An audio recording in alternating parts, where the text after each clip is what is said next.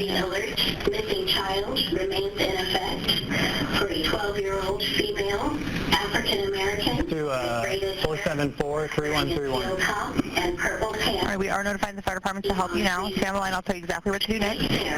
Okay. By now, you've heard the tragic story of 12-year-old Sarah Niembona's death while under psychiatric care in the hospital.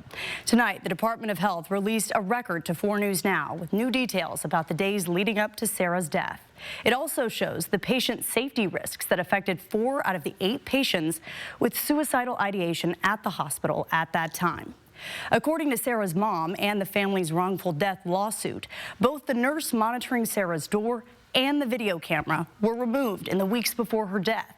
According to the report, there was no evidence of a provider or assessment that supports taking those safeguards away. The report also says interviews with nursing and security staff showed they were uncomfortable with that decision, and the alarm was placed on Sarah's door. Now we want to show you what the investigation reveals about how Sarah left her room the day that she died. The Department of Health reviewed surveillance video from 5:30 p.m. showing Sarah walking off the unit and entering the elevator. Video at 5:46 shows Sarah on the 4th floor of the hospital parking garage. At 6:03, security officers found Sarah, and immediately after, she jumped. We still don't know why the alarm didn't go off when Sarah left her room or how she made that walk without being seen or stopped.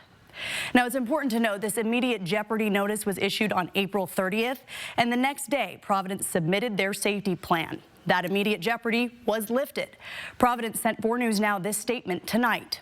Quote, following a tragic incident, Providence launched an internal investigation and self-reported to health authorities, prompting an external investigation. Providence implemented improved protocols and trainings, which included screening all patients for potential suicide risk and responding to situations when patients go missing while hospitalized. Providence remains committed to working in close partnership with health authorities on this issue. The report also gives new details about several self-harm attempts Sarah made in the hospital before her death, and another day she left her hospital room and made it to an elevator.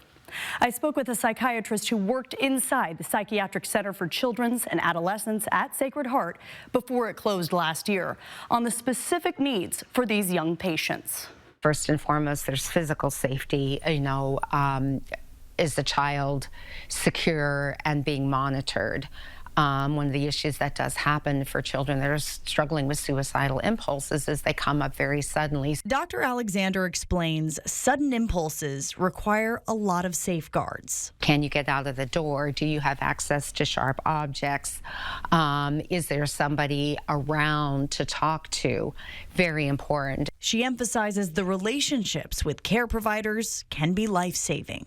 To talk with that child and engage with that child and work with the side of that child that wants to stay alive. Yes, there's a huge side that feels hopeless, that's depressed, that wants to end their life, but how do you work and corral that hope?